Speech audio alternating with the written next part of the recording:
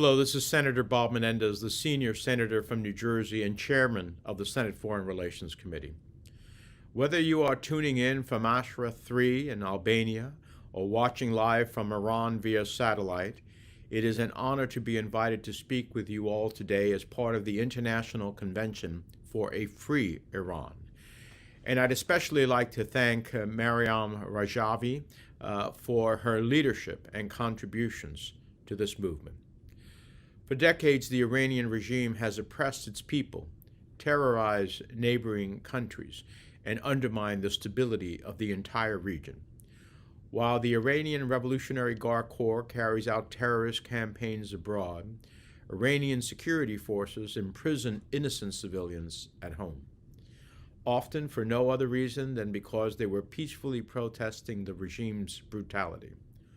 While Iranian drones loaded with ball bearings and shrapnel hit American facilities, the regime works to stockpile nuclear material and advance its nuclear program.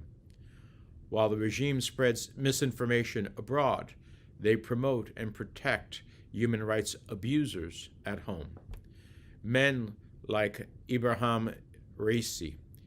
This is someone who was actively involved in the 1988 massacre of as many as 30,000 political prisoners in Iran, a crime that he carried out after the supreme leader's religious decree against the MEK, the People's Mujahideen Organization. This is someone who directed the brutal crackdowns against peaceful protesters in both 2009 and the more recent protests of 2019. That's why the Iranian Revolutionary Guard Corps and the regime promoted this killer. They promoted him to consolidate their power. They promoted him to close off any room for Iranian citizens seeking to hold their government accountable. And they promoted him as they stepped up regional terrorism operations and their push towards a nuclear weapon. We must continue to call out continued oppression in Iran. It is critical to confront the misogynist regime's targeting of women. It is critical to support people exercising their rights by protesting against the regime's repression. Indeed, with every building that collapses, with every water shortage, with every currency devaluation, the protest movement expands. I have long hoped that any Iranian leader would truly respect and represent the will of a majority of the Iranian people who want a government that responds to their needs and respects their rights, people who would far prefer an Iran that is a responsible member of the international community, an Iran that respects the rights of all those who live within its borders, regardless of their ethnic backgrounds and beliefs, an Iran that is focused on the prosperity and well-being of all its people. I truly believe the overwhelming majority of Iranians have always opposed the violent tactics, extrajudicial killings, and nuclear ambitions of the leaders in Tehran. But the Iranian regime continues to play this nefarious role. It continues to support terrorism abroad and advance its nuclear capabilities at home.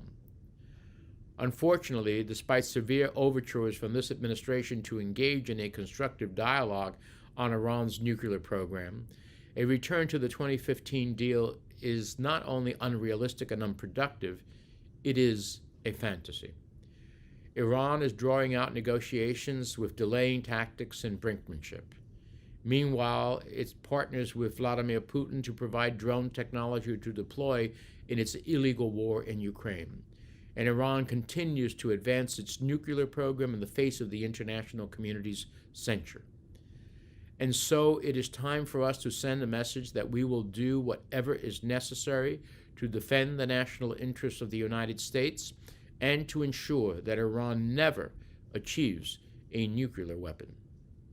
Finally, I'd like to salute the bravery of the Iranian diaspora in the face of violent reprisals and the real threats of transnational harassment and detentions. Let us come together and stand up for the Iranian people struggling for a country that respects human rights and the dignity of all people. And let us continue to fight for the freedom and justice every Iranian deserves. Thank you.